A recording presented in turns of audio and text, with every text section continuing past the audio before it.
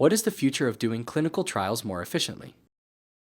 This is a huge challenge because we have an abundance of relatively new agents that have been approved.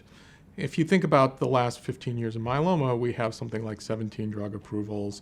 We have a wealth of new therapies that are very close to approval.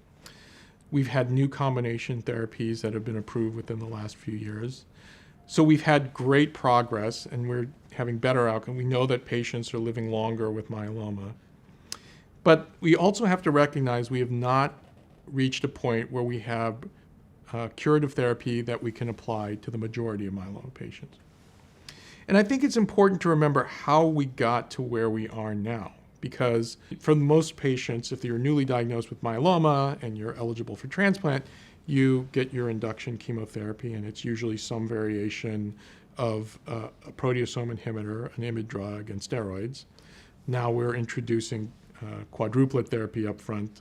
And then when patients go into remission, we harvest their stem cells. They have a stem cell transplant for consolidation therapy. And then they usually go on maintenance therapy with Revlimid. But that didn't come out whole cloth in a single clinical trial. We had transplant was introduced in the late 90s. Revlimid and Velcade came into care in the early 2000s. RVD became a common induction therapy in the late 2000s, and then the sequencing of RVD, transplant, and maintenance really was not fully validated until, in some respects, until the mid-2010s, right? But that's the standard now. And interestingly, if you think about that, our standard therapy is not giving everything all at once, it's sequenced therapy. We do induction therapy, we do consolidation therapy, we do maintenance therapy. So the real challenge now is to understand how do we combine the new agents we have so that we can achieve greater effectiveness. And the other part of that is, should we be treating certain patients differently than other patients? Because if everybody's giving induction, consolidation, and maintenance, we already know that there's a subset of those patients, between 15 and 20%, who don't do as well as the others. And we have to understand that biology. Maybe we should be treating them differently, right? So that we're not giving everybody the same sort of cookie cutter approach. And that's an approach that is broadly described as personalized medicine. In other words, can we identify characteristics in patients when they're diagnosed or when they relapse that will tell us they're going to do better on this therapy, or we should try this type of therapy.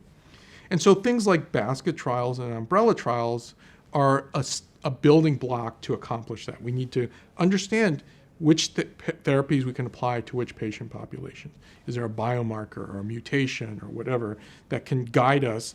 This set of drugs is going to be better for these patients or will be effective in these patients. So that's one part.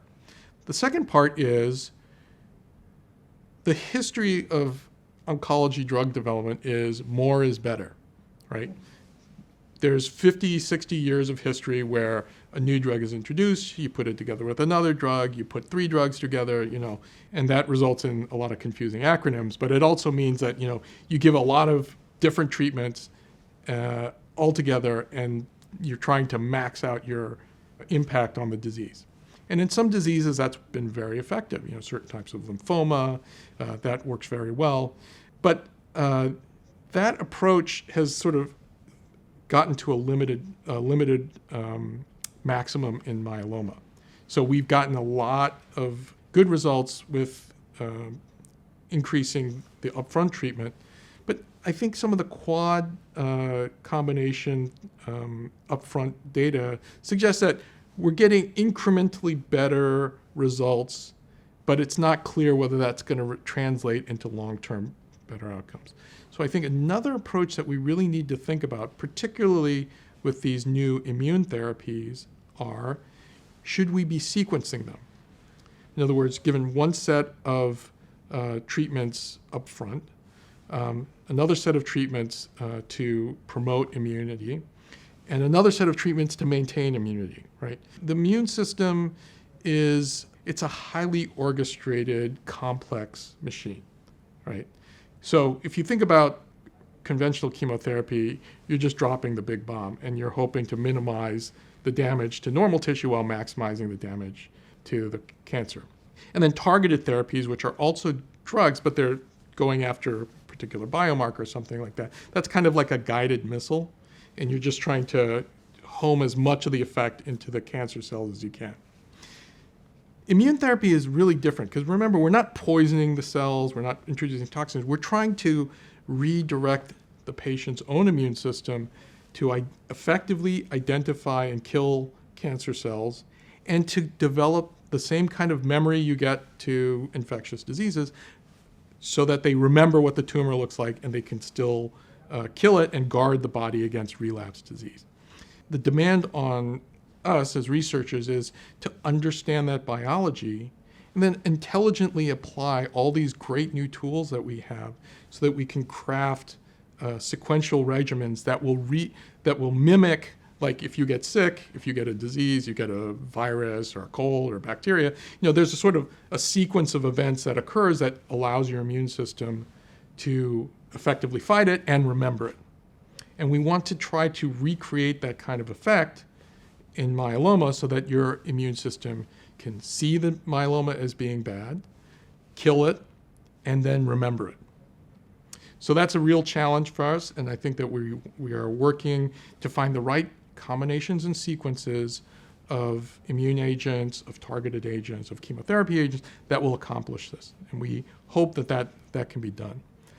But to be frank, we know that immune therapy can do this because the only published effective curative therapy to date is allogeneic transplant. So we know that immune therapy in the form of an allogeneic transplant can, in fact, induce long-term disease-free remissions.